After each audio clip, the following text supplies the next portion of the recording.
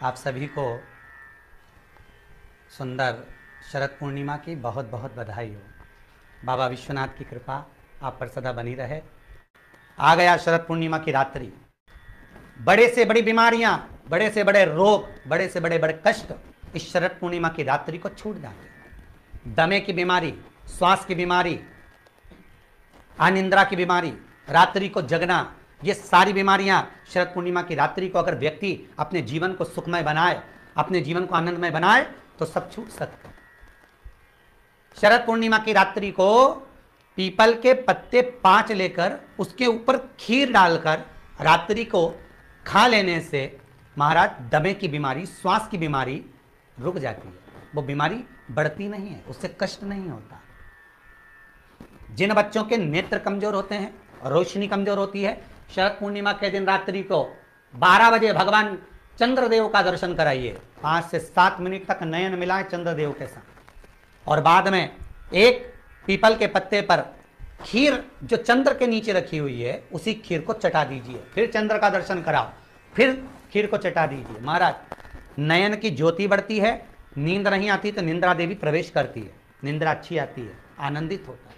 महाराज जिस व्यक्ति के शरीर में गांठ पड़ जाती हो, शरीर काला पड़ जाता हो, चट्टे पड़ जाते हो या दांत खाज खुजली हो जाता हो, उसके लिए भी शरद पूर्णिमा की रात्रि को 12 बजे महाराज भगवान चंद्रदेव के लिए 21 दिए जलाए जाते हैं। उस 21 दिए की कालोच एक थाली में इकट्ठी करी जाती है। कालोच को इकट्ठी कर कर शरीर में गाय के घी के साथ में जहां जहां जगह पर चट्टे हैं, गांठ है, वहां लगाया जाता है। उसको 5 या 7 दिन लगाइए। उसके बाद में रोज प्रतिदिन लगाने के आधे घंटे बाद स्नान कर लीजिए, आराम लगना प्रारंभ हो जाता है। महाराज आज शरद पूर्णिमा की रात्रि से लेकर कार्तिक पूर्णिमा की रात्रि के बीच में जो दामोदर भगवान का, कृष्ण का, शिव का मंगल आनंद करेगा, अभिषेक करेगा, पूजन करेगा, स्मरण करेगा, उसके सारे दुख दरिद्र दूर हो जाएंगे। रात्रि को आप बड़े प्रेम से खीर बनाओ, चंद्रदेव की साक्षी में रखो, भोग लगाओ भगवान श्री हरि को। बन सके अगर लक्ष्मी की कमी है, लक्ष्मी नहीं आ रही है, व्यापार नहीं चल रहा है, तकलीफ बहुत ज़्यादा है, घर में कष्ट है, कर्जा ज़्यादा है, तो एक तांबे के कलश के ऊपर, तांबे के कलश में पानी भरना, कटोरी रखना, उस पर लक्ष्मी जी की मूर्ति रखना। लक्ष्मी जी की मूर्ति नहीं हो तो चांदी का सिक्का रखना। उसके सम्मुख में आप 31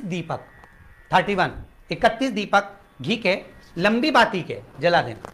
महाराज एक एक कमल गट्टा उस 31 दिए के अंदर डाल देना और लक्ष्मी जी का पूजन करना, लक्ष्मी जी का स्मरण करना, खीर का भोग लगाना, पान के पत्ते पर खीर रखना, 5 पत्ते पर खीर का भोग लगाना और माता लक्ष्मी से विनती करना।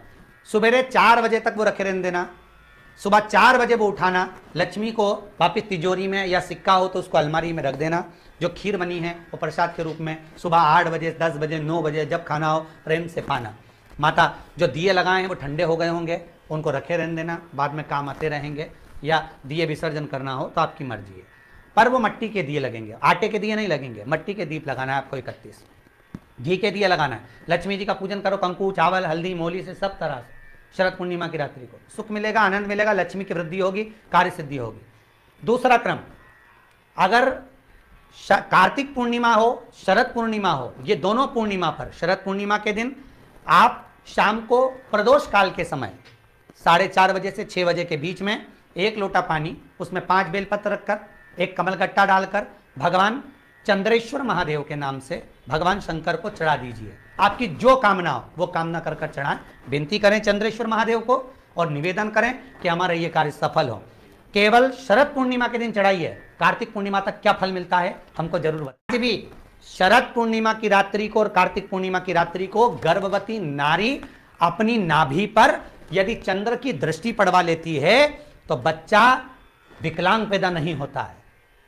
गर्भ से जो बालक होगा श्रेष्ठ होगा, विद्वान होगा, चतुर होगा, पढ़ने में होशियार होगा, क्योंकि ये चंद्र की किरणें जब समुद्र में उछाल ला सकती हैं तो आपके जीवन में भी तरक्की ला सकती है, उछाल ला सकती है। इसलिए सभी को हर हर महादेव, जय श्री कृष्ण।